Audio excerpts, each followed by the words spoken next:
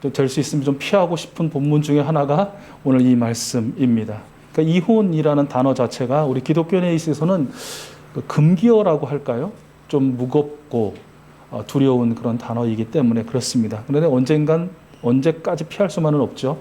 우리에게 다 필요하기 때문에, 특별히 이 시대, 오늘 우리에게 필요하기 때문에 주님께서 성서 일과를 통해서 우리에게 주신 줄로 믿고 오늘 이 말씀을 함께 나누려고 합니다. 여러분, 결혼 25주년을 무엇이라고 부르는지 아세요? 은혼식이라고 부릅니다. 이 결혼 기념일은 사실 19세기 영국에서 시작됐다고 합니다. 결혼 기념일마다 목회자를 모시고 함께 감사 예배를 드렸던 것에서 유래되었다고 하는데요. 그래서 이제 25주년을 은혼식이라고 하고 50주년을 그러면 뭐라고 부를까요? 앞에 은이라고 했으니까 금혼식이라고 그렇게 부른다고 합니다. 25주년 50주년 맞는 것도 참 대단한데, 지난달에 우리 권사님, 우리 장로님, 집사님, 우리 뿌리 옴록장의 두 부부가 각각 55주년을 지내셨다는 말씀을 전해 들었습니다. 늦었지만 진심으로 축하드립니다. 우리 이규양 장로님, 우영자 권사님, 우리 홍도표 집사님, 우리 이민진 권사님 내외이십니다. 진심으로 축하드리고요.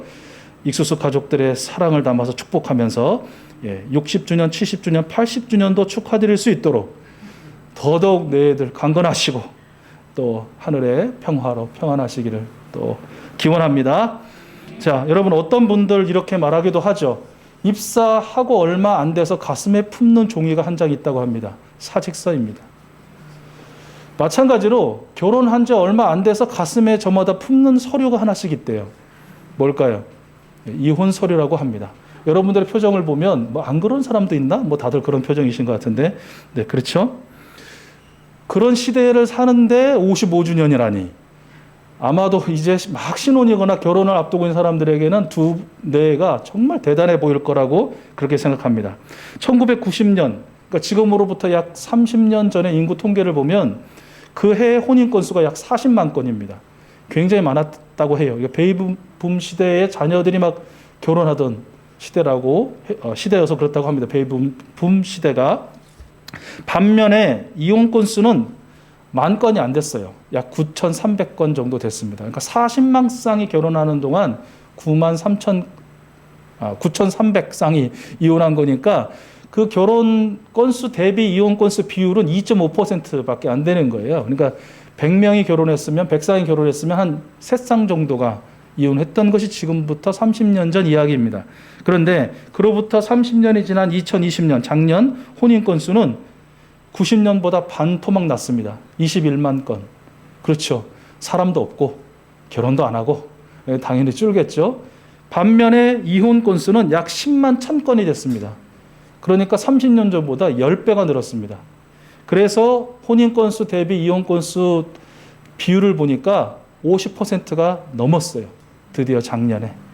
그러면 2021년 올 상반기는 어떠냐? 50%를 훨씬 넘었습니다. 곧 60%가 될 거라고 예측이 됩니다. 그러면 일반 국민 통계가 이러면 기독교인들만 따로 조사를 하면 어떨까요? 크게 다르지 않을 것입니다. 아마 대체적으로 일반 통계와 비슷하게 우리 기독교인도 통계가 나올 것입니다. 앞서 말씀드린 것처럼 그럼에도 불구하고 기독교인들이 있어서 이혼이란 말은 참 두려운 말이에요. 피하고 싶은 말이에요. 왜 그렇죠? 우리들에게는 이혼은 죄다라는 그런 관념이라고 할까요? 일종의. 이런 것들이 다들 있기 때문에 그래요. 특별히 우리 부모님 세대는 어떻습니까? 이혼은 죄다. 심지어 이혼하면 지옥 간다. 이거를 교회 강단에서 선포를 하셨거든요, 다들.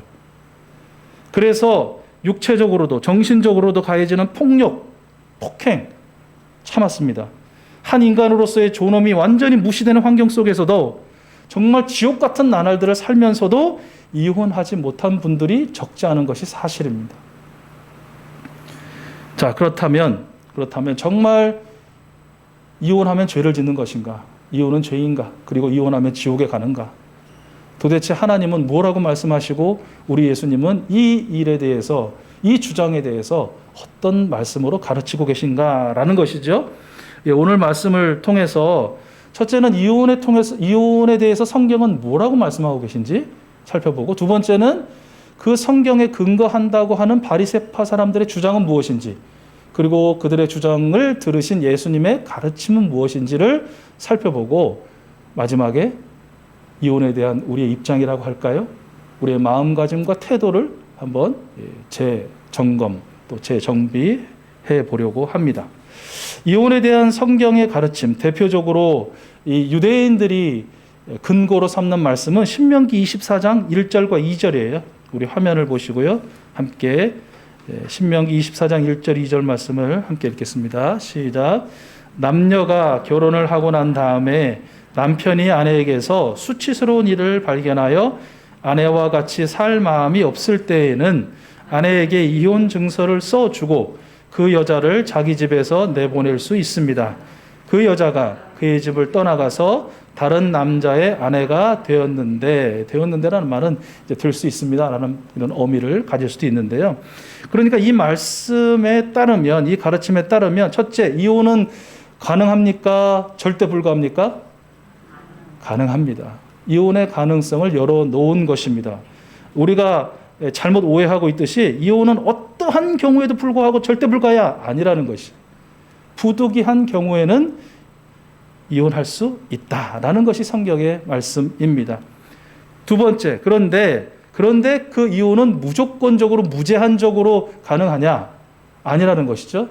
이혼에는 합당한 사유가 있어야 된다는 거예요. 이유가 있어야 된다는 거예요. 부득이한 사정 말입니다. 그것은 남편이 아내에게서, 이거는 이제 남성 중심 시대에 쓰여진 것이니까 요즘 말로 하면 반대로 아내가 남편에게서 수치스러운 일을 발견했을 때, 그것이 정확하게 드러났을 때라는 것이에요. 그런데 문제가 여기 있어요. 무엇이 문제일까요? 수치스러운 일이 뭐냐 그러면? 뭐를 수치스러운 일로 보아야 되느냐, 어디서부터 어디까지를, 이라는 것이 예전에도 특별히 예수님 시대 유대인들, 바리새파 사람들 자신들 내에서도 통일된 의견이 없었다는 것이에요. 이건 나중에 뒤에서 설명하도록 하고요. 이 뒤에 말씀에 보면 남편이 아내와 같이 살 마음이 없을 때, 반대로 아내가 남편과 살 마음이 없을 때인데, 그러면 살 마음은 뭐고 안 살 마음은 뭐냐라는 것입니다. 바리새파 입장 살펴볼 때 얘기할게요. 자, 셋째, 그러면 이혼할 때는 반드시 해야 할 일이 있다는 것이에요. 성경에서는 뭐라고 말씀하시냐면 이혼 증서를 반드시 써줘라라는 거예요. 이혼 증서를 반드시 써줘라. 특별히 남성이 여성에게 말입니다. 그 이유는 크게 두 가지로 볼 수 있는데요. 하나는 이혼이라는 것이 이 남자, 이 권력을 가진 사람이 자신의 주관적인 이유로 멋대로 진행되지 않도록, 이혼이 진행되지 않도록 하기 위함입니다. 그러니까 문서화한다는 건 어떻게 한다는 거예요? 기록한다는 건 이 당사자도 보고, 남편도 보고, 아내도 보고, 양가 집안도 보고, 그리고 랍비도 보고, 주변의 모든 사람들이 보고, 이거는 이혼에 합당한 사유가 된다는 것을 보여주는 그 증거물이 되는 것 아니겠습니까? 그러니까 한쪽 편의 마음대로, 또한 자기적으로 인의대로 이혼이 구두로만 되는 것이 아니라 문서해서 이것이 합법적으로 그리고 공정하게 이루어졌다라는 것을 밝히기 위해서 이혼 증서를 써줘라 라고 하셨다는 것이고요. 또 하나, 두 번째 이유는 이혼 증서를 써주지 않고 남편이 일방적으로 이혼을 선포하고 그 아내를 내쫓아 버리잖아요. 이 말씀에도 있지만 이제 내버린다라고 바리새파 사람들이 이야기하는데, 하면 어떤 일이 벌어지겠습니까? 동네 남성들에 의해서 그 여인이 버려진 사람으로 어떤 성적인 착취나 고통을 당할 그런 확률이 매우 높아지는 것이죠. 그리고 그 아내를 저버린 남편이 악의를 가지고 그런 아내를 다른 남자와 간음했다라고 고소하면 그 아내는 돌로 맞아 죽을 수밖에 없는 그런 참으로 억울하고 비참한 일을 당할 수도 있는 시대가 그때였다라는 것이죠. 그래서 하나님은 절대로 그렇게 하지 말고, 그 여성이 합법적으로 이혼을 당한 사람이고, 그래서 이 여인은 다른 남자와 다시 결혼할 수 있다라는 증서로서의 이혼 증서를 반드시 써줄 것을 명령해 주셨다라는 것입니다.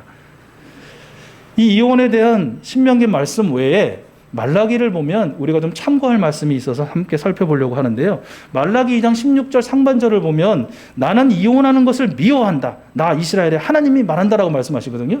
그러니까 여기까지만 딱 떼어서 이제 막 주장을 하는 거예요. 하나님은 이혼을 미워하셔. 그러니까 이혼은 죄고 이혼하면 지옥 가. 아니라는 거예요. 말씀을 왜곡하는 것이죠. 전체를 봐야 된다는 거예요. 우리 한번 16절 같이 읽어보겠습니다. 시작.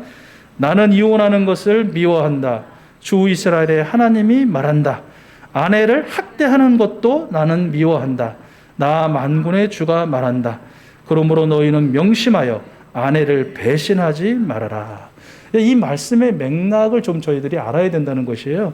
이 말라기 시대의 유대 남성들은 이 창조주 하나님께서 만드신 아내를 존귀한 동반자로 여기고 내가 평생토록 성실하게 섬기며 살겠다고 언약을 맺어 놓고도 그 아내를 배신하고 다른 여자의 남편으로, 남자로 그런 산 사람들이 많았다는 것이에요. 특별히 우상을 숭배하고 우상을 섬기는 이방 여인들에게 한마디로 훅 당해서 그 여인들을 아내로 맞이하는, 자신의 소위 우리나라 옛날 어르신들 말에 의하면 정실 부인을 버리고 내다버리고 그 이방 여인들을 다시 아내로 맞아들이는 일들이 아주 빈번하게 있었다는 것이죠.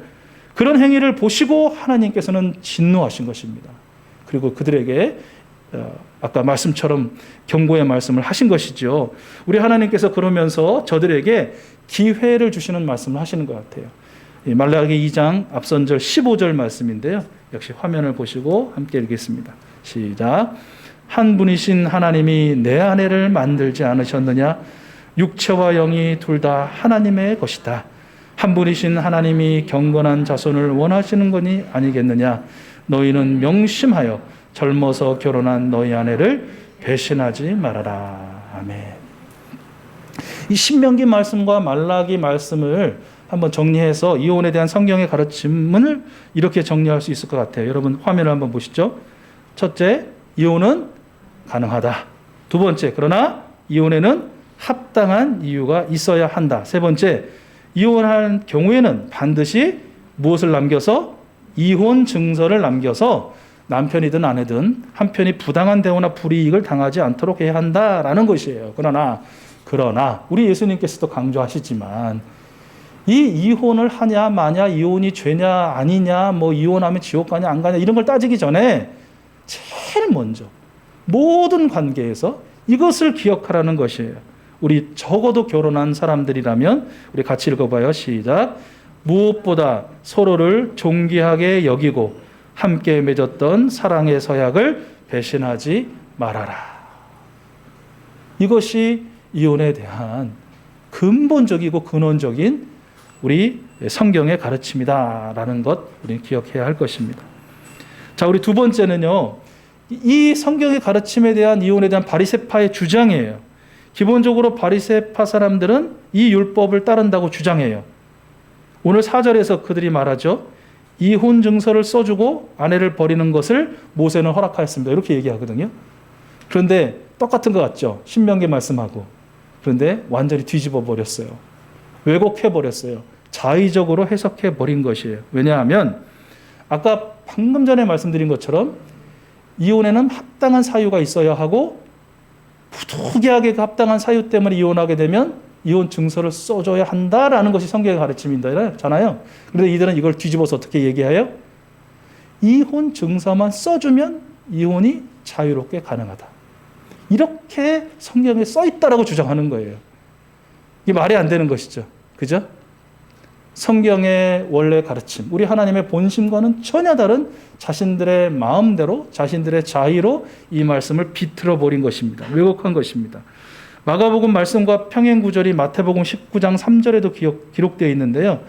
그때는 이렇게 물어본 것으로 기록되어 있거든요. 무엇이든지 이유만 있으면 남편이 아내를 버려도 됩니까? 아무 이유나 트집이라도 잡으면 이혼이 가능하다라는 그런 주장이라는 것이에요. 완전히 하나님의 가르침과 배치된다는 것입니다. 이처럼 앞에서 말씀드린 것처럼 이 바리새파 사람들도 무엇이 수치스러운 일이고 무엇이 마음에 들고 안 드는 일이나 가지고 엄청난 논쟁했고요. 그 논쟁은 크게 두 파로 나뉘었다고 해요. 뭐 압축해서 그러니까 수치스러운 이혼 사유인 수치스러운 일이 뭐냐라는 것을 율법을 굉장히 좀 엄격하게 보수적으로 해석했던 이 산마이파 랍비 삼마이를 따르는 그 그룹에서는 수치스러운 일은 딱 하나다.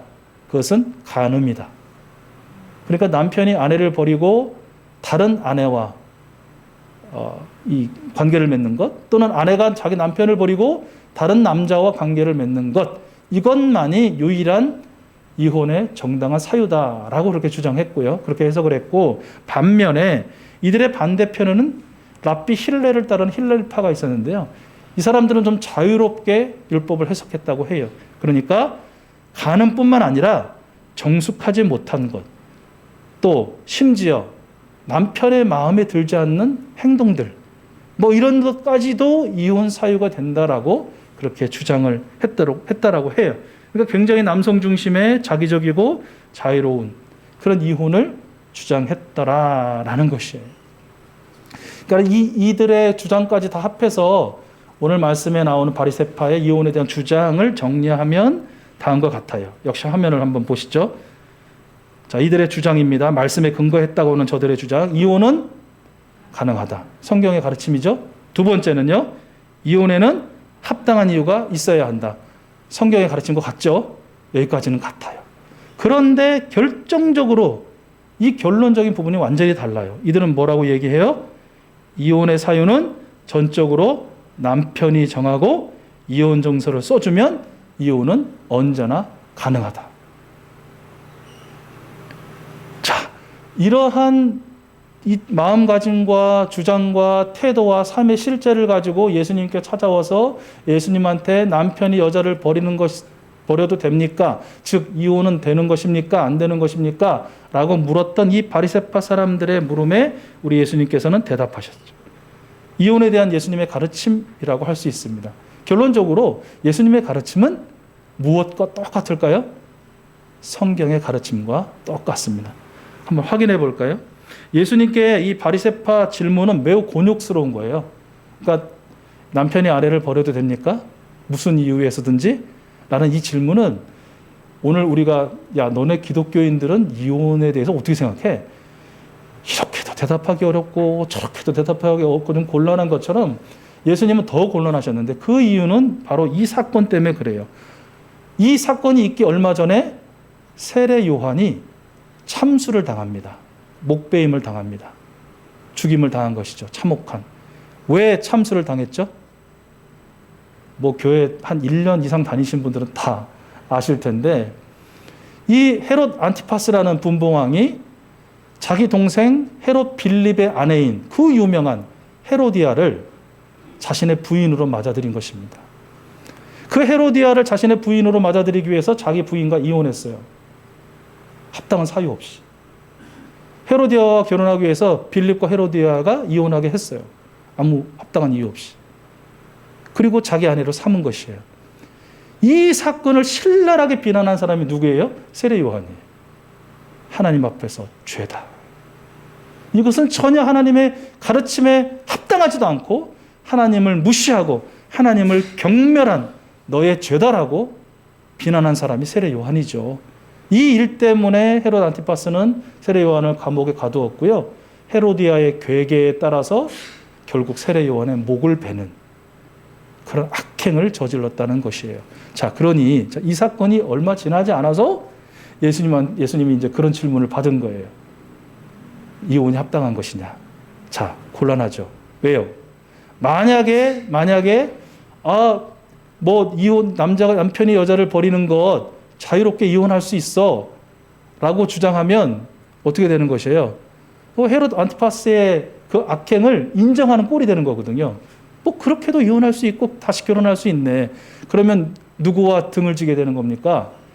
그 반로마, 반유대 분봉왕 권력자들 편에 섰던 세례 요한을 비롯한 세례 요한의 추종자들, 그리고 엄격한 바리새파 사람들, 그리고 그들에게 분노했던 일반 대중들, 지금 예수님을 따르고 있던 사람들과 등을 줄 수밖에 없는, 척을 줄 수밖에 없는 그런 꼴이 되는 것이죠. 그런데 반대로 이혼은 절대로 불가하며 가늠한 거 외에서는 절대로 이혼하면 안 된다라고 이렇게 주장하면 어떤 일이 벌어질까요? 그래, 헤롯 안티파스 세례 요한을 죽였던 그 왕과 그 왕비 헤로디아의 정면으로 도전하는 꼴이 되는 거예요. 정치적으로 참 많은 부담을 지을 수밖에 없는 그런 상황이었더라라는 것이에요. 자, 이렇게 대답하면 정치적으로 핍박을 받고 죽임을 당할 확률도 많고, 또 이렇게 대답하면 지금까지 예수님을 따랐던 사람들에게 비난을 받고 손가락질을 받고 또 버림을 받을 수밖에 없는 이런 상황에서 우리 예수님은 어떻게 대답하셨는가라는 것이죠. 예수님의 첫 번째 대답은 5절이에요. 5절. 오늘 본문 5절 우리 화면을 보시고 함께 읽겠습니다. 어떤 대답을 하셨습니까? 시작. 그러나 예수께서는 그들에게 말씀하셨다. 모세는 너희의 완악한 마음 때문에 이 계명을 써서 너희에게 준 것이다 라는 것이 무슨 말씀이에요? 먼저는 바리새파들을 직격하는 것이죠.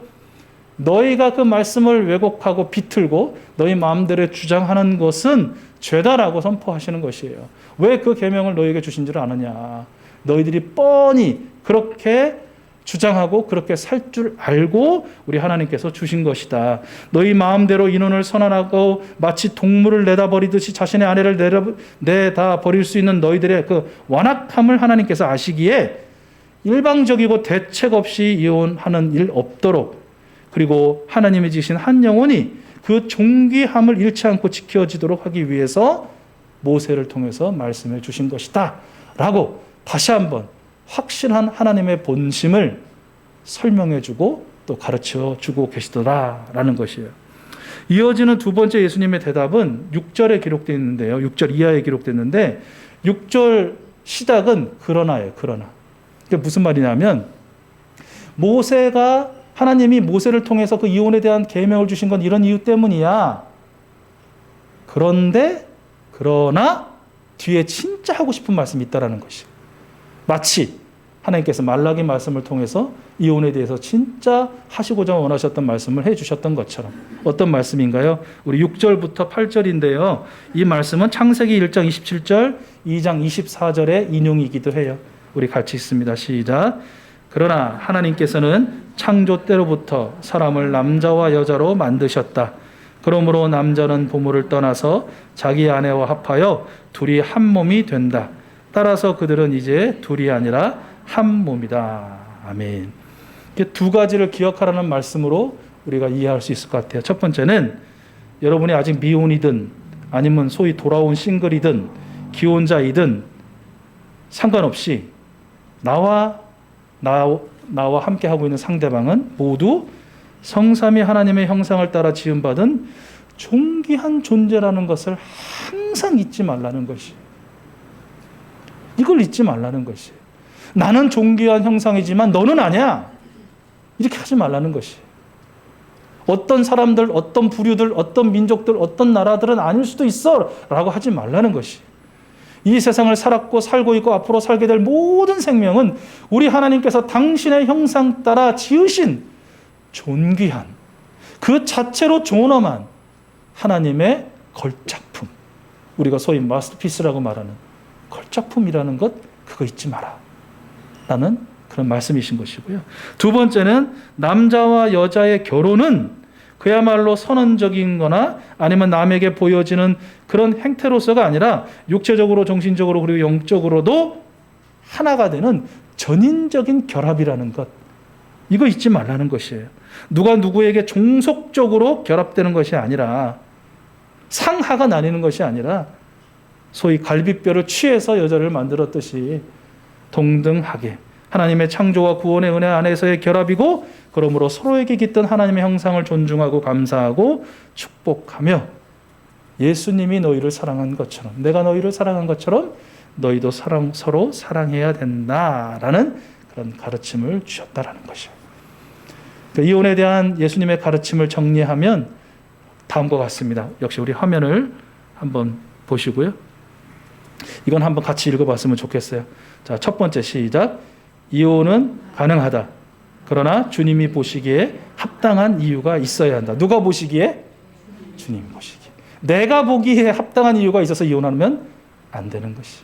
주님이 보시고 주님이 가르치시고 주님이 말씀하신 바에 보니 합당한 이유가 되면 가능하다. 두 번째는요. 시작. 이혼을 할 경우 어느 한편이라도 부당한 일을 당하게 해서는 안 된다.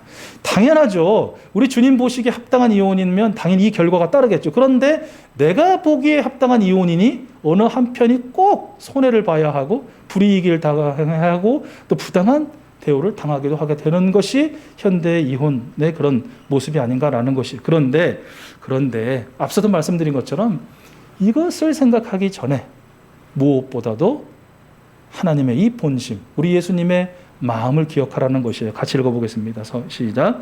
무엇보다 서로에게 깃들어 있는 하나님의 형상을 존중하며 주님이 사랑한 것처럼 서로를 사랑하라. 말씀을 오늘 좀 길었는데요. 정리하면 그렇습니다. 여러분, 불륜, 간음, 그리고 일상적인 폭력과 폭행, 그리고 자신의 책임을 저버리는 이런 행위들, 이것이 어찌 이혼의 사유가 안 되겠습니까? 우리 주님은 그 관계를 깨트려서라도 하나님의 사람을 지옥과 같은 불행의 늪에서 건져내서 참 평화의 자리로 건져내시기를 원하실 것입니다.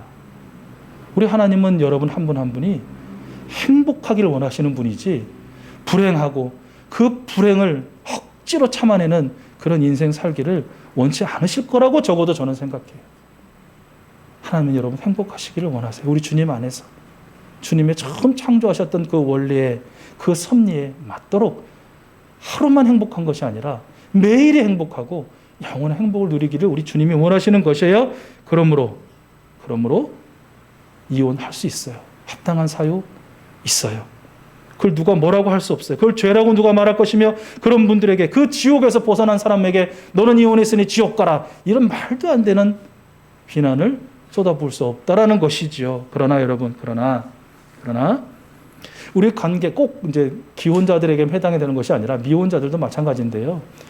뭐 형제 자매도 마찬가지고 친구 간에도 마찬가지고 이웃 간에도 마찬가지고 우리의 관계에 끼어지면 결국은 아담과 하와 같기 때문에 그래요.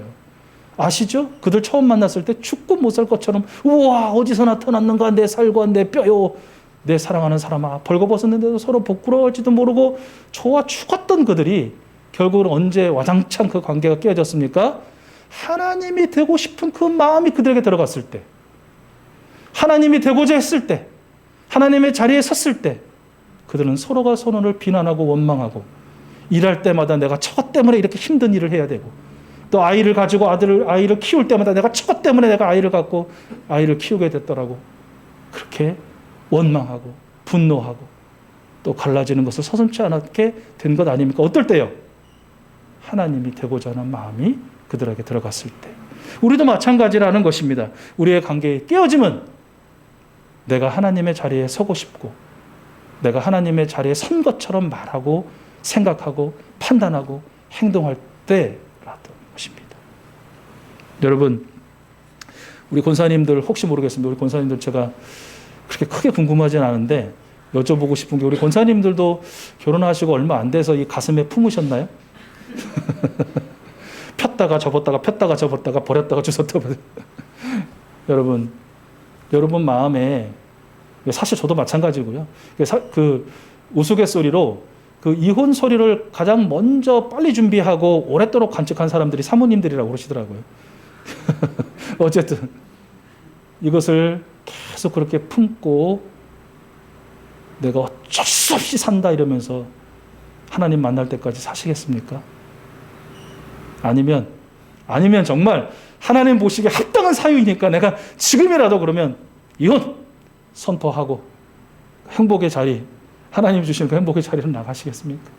아니면 오늘 말씀을, 우리 주님의 말씀을 곰곰이 들어보니 내 안에 모든 관계에 내가 하나님이 되고픈 마음이 있었구나.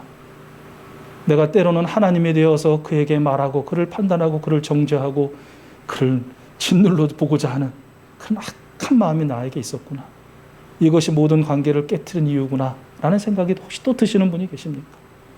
그렇다면 그 마음을 오늘도 이 성찬의 시간에 찾아오셔서 그 마음 불태워버리시기 위해서, 그 마음 버리시기 위해서 하나님이 처음 지으셨던 그 존귀하고 존엄한 생명을 바라보고 그를 위해 그 마음을 쓰도록 다시 기회를 주시는 예수님 앞에서 예수님의 그 살과 피로 태워버리고 녹여버리시겠습니까? 그 결정은 여러분의 것입니다.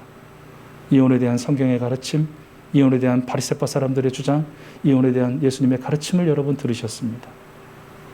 이혼에 대한 여러분의 입장은 무엇입니까? 여러분의 마음은 무엇입니까? 이런 질문으로 오늘 말씀을 좀 맺도록 하겠습니다.